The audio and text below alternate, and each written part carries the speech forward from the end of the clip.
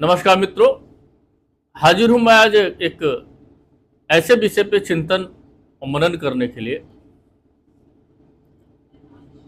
कि मृत्यु के बाद व्यक्ति के नाकों पर, कानों में रुई क्यों लगाया जाता है। इस विषय पे ज्योतिषीय और वैज्ञानिक दोनों दृष्टिकोण से मैं चर्चा करूंगा। साथ ही साथ क्यों मृत्यु के बाद पैरों को बांधा जाता है तथा आंखों पे सिक्का इत्यादि क्यों रखा जाता है। जैसा कि आप सभी को मालूम है कि इस शरीर का जन्म का मेन उद्देश्य ईश्वर की भक्ति, साधना और मोक्ष के लिए होता है। आप सभी को मालूम है कि जब बच्चा जन्म लेता है उससे पहले वो अपने माँ के गर्भ में 9 महीने तक रहता है और उस गर्भ से बाहर आने के लिए न जाने कितने ईश्वर से प्रार्थना करता है कि मुझे इस नरक लोक से बाहर निकालें और मैं आपका ध्यान हमेशा करता रहूँगा।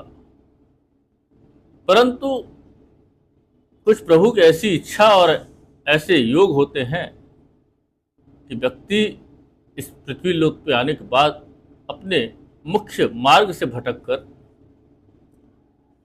इस मृत्यु लोक के लालसाओं में, भोगों में विरक्त हो जाता है और अपने मेन उद्देश्य को वो भूल जाता है। पर यह तो सत्य है कि मृत्यु होना तय है और मृत्यु ही एक ऐसा सत्य है जिसे टाला नहीं जा सकता है। हर व्यक्ति की मृत्यु होती है, किसी की कान से, किसी की नाक से, किसी की नाभि से, तो किसी का मुख से। जब मुख से मृत्यु होती है तो मुख खुला रह जाता है।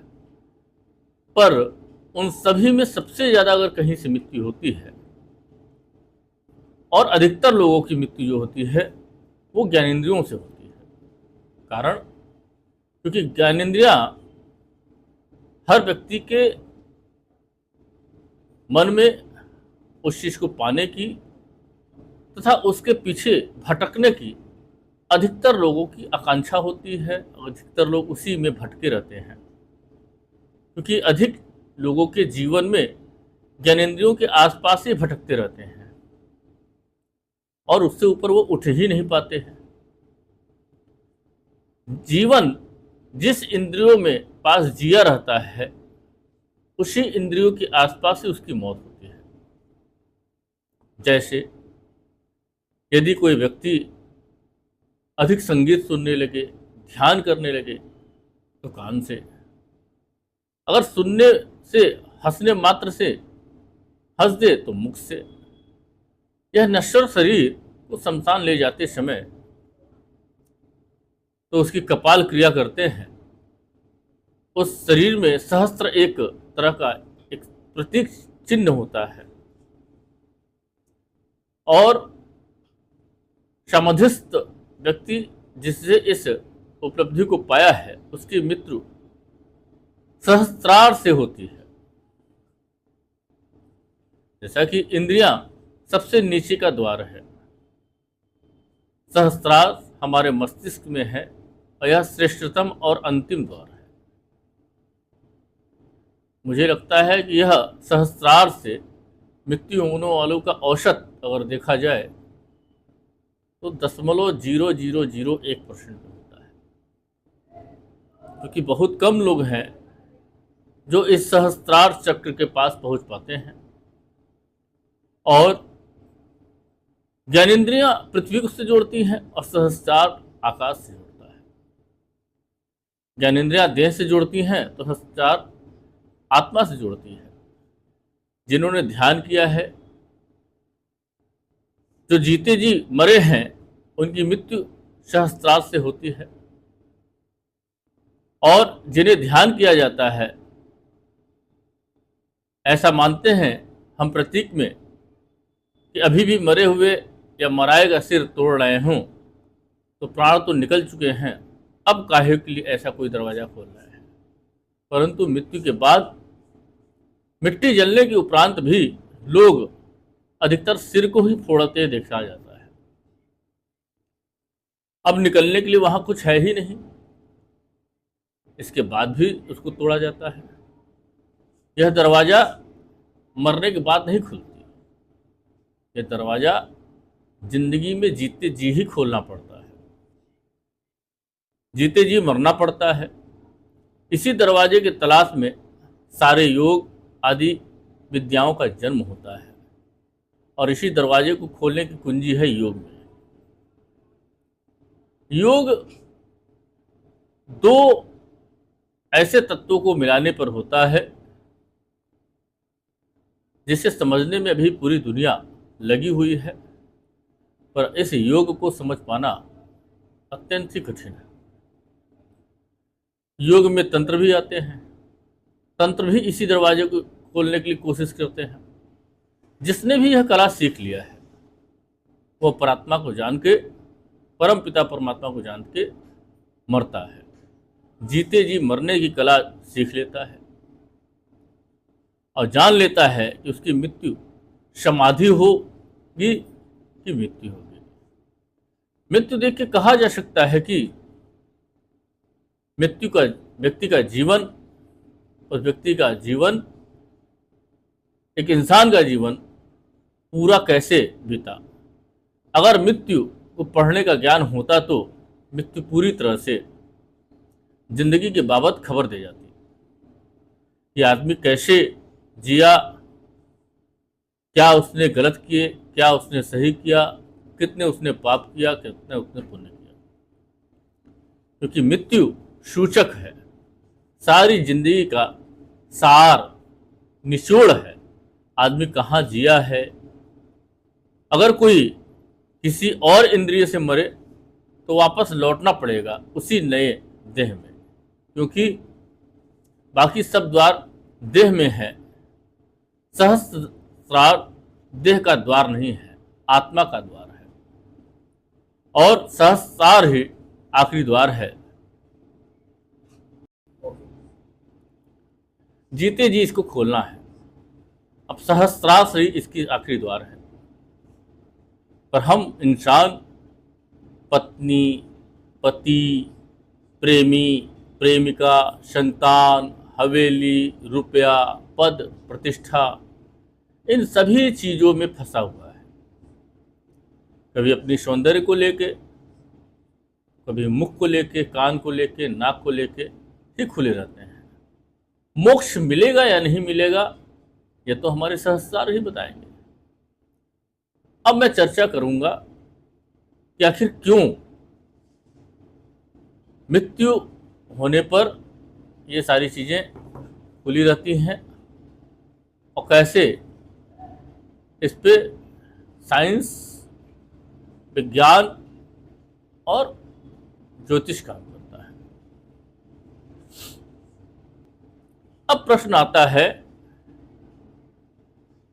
कि यदि हम इसी में भटक रहे हैं तो क्या अगला जीवन में मुझे मोक्ष मिलेगा या इस जीवन में मुझे मोक्ष मिलेगा? नहीं, क्योंकि यह मानव जीवन सिर्फ और सिर्फ साधनाओं के लिए प्राप्त हुआ है और साधना हमने बंद कर दी।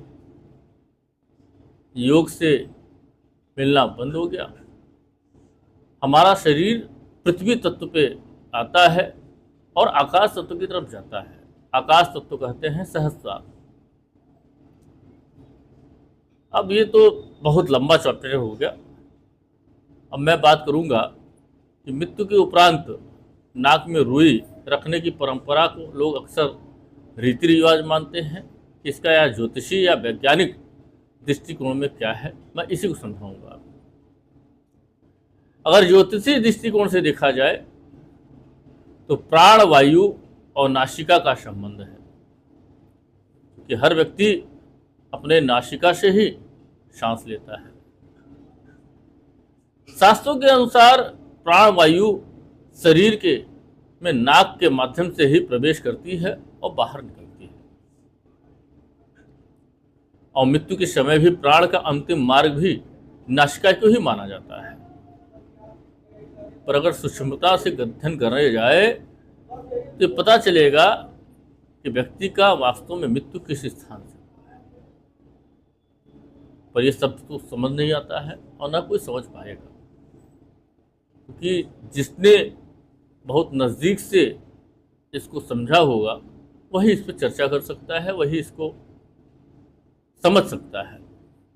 अब मैं बात करूंगा नाक में रुई रखने का अर्थ, क्योंकि नाक में रुई तब लगाया जाता है जब ये मान लिया जाता है कि अब शरीर से पूरी तरह से प्राण पूर्णतः शरीर से संबंध छोड़ चुका है। मतलब शरीर में अब वायु का प्रवेश, आना और जाना पूरी तरह से समाप्त हो गया है, तब किसी के नाक में रुई लगाया जाता है। और ये रुई लगाने का अर्थ होता है, एक संकेत कह सकते हैं कि आत्मा शरीर को छोड़ चुकी है और अब शरीर पूर्णतः जड़ तो हो चुका है, उसमें कोई हलचल नहीं है। एक और भी कारण है कि हमारे सूक्ष्म शरीर पे, जो हमारा शरीर है उसमें कोई आत्मा प्रवेश न करने पाए, कोई नकारात्मक ऊर्जा घुसने न पाए। उससे भी रक्षा करने के लिए मृत्यु के बाद कुछ समय के बाद उसमें नकारात्मक ऊर्जा से बचाए रखने के लिए शरीर के पास पास एक सूक्ष्म ऊर्जा रहती है, जो कि नासिका के खुला रहने पर नकारात्मक तत्व या कह सकते हैं प्रेत बाधा, कोई चुड़ैल, इस टाइप के जो अतृप्त आत्माएं हैं उसमें प्रवेश कर जाएं, उससे भी बचाने के लिए प्रतीकात्मक रूप से कह सकते हैं कि उसमें एक रुई लगा दिया जाता है, जिसको कह सकते हैं रक्षात्मक उपाय माना जाता है, ताकि उस शरीर का रक्षा किया जा सकता है। सूक्ष्म लोक की अशुद्ध ऊर्जा को प्रवेश से रोकने का यह एक प्रतीक है, क्योंकि हमारा शरीर पंच तत्व के सिद्धांत पर चलता है और मानव शरीर पंच तत्वों से बना भी हुआ है, जिसमें पृथ्वी, जल, अग्नि, वायु और आकाश। नाक हमारे वायु तत्व का प्रतिनिधित्व करता है, तो वायु तत्व का प्रवाह जब रोका जाता है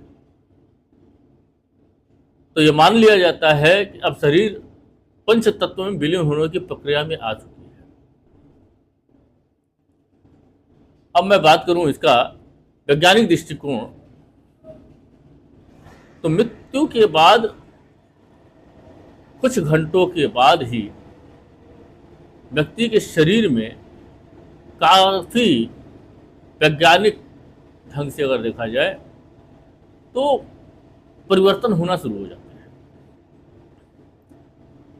और हमारे शरीर से, जैसा कि आप सभी को मालूम है, 2-3 ऐसे छिद्र होते हैं जहां से कि तरल स्राव निकलते हैं। मृत्यु के बाद नाक से चूंकि कुछ सांस रह जाती है शरीर में, तो बॉडी के कुछ घंटों के बाद जब परिवर्तन होता है तो उस नसिका छिद्र से कुछ स्राव होते हैं, जैसे बलगम, रक्त, सिस्मा तथा कुछ बैक्टीरिया जो कि बाहर आ सकते हैं।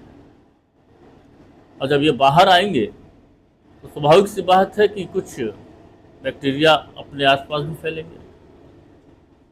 तो इस दृष्टिकोण से भी शरीर के आंतरिक दबाव और मांसपेशियों के ढीले पड़ने के कारण भी होता है।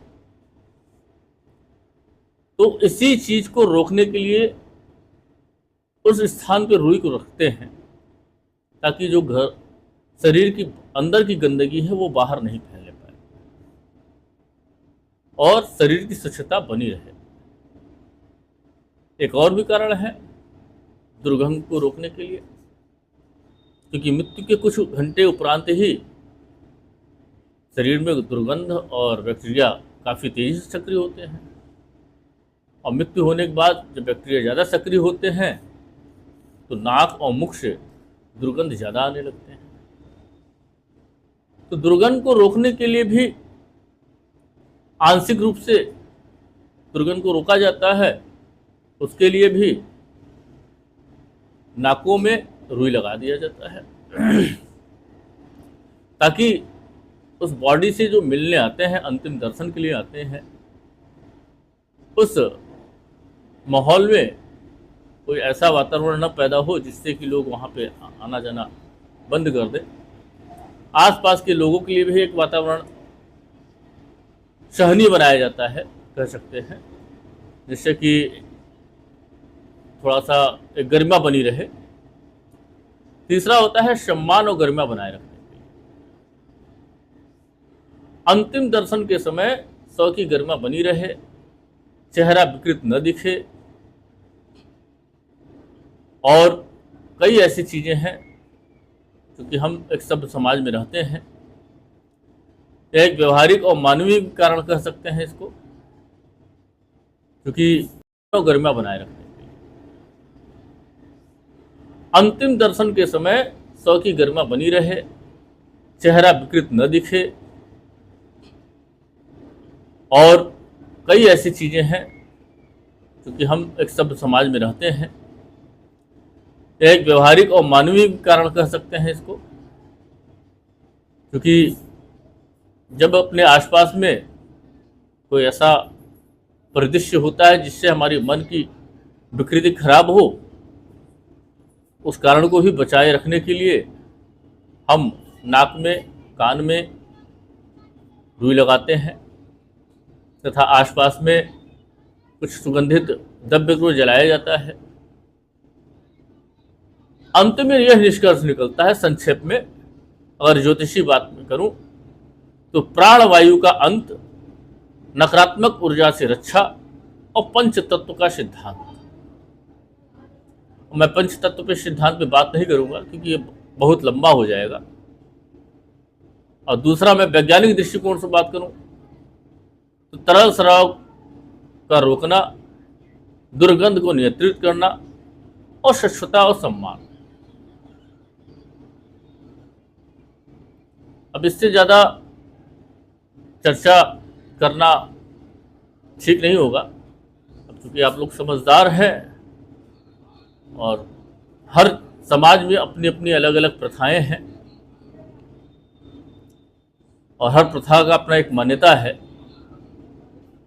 जो मेरा छोटा सा ज्ञान था मैंने वो आपके साथ शेयर किया। यदि कोई त्रुटि हो तो उसके लिए भी क्षमा प्रार्थी हूँ। इसी के बाद साथ आपका दिन शुभ हो। मैं अखिलेश अग्रणी। यदि आप किसी प्रकार की समस्याओं से घिरे हुए हैं तो मुझसे आप संपर्क कर सकते हैं अपने कुंडली के विश्लेषण के लिए। मेरा संपर्क सूत्र 83 170 74 895 है। धन्यवाद मित्रों, आपका दिन शुभ हो।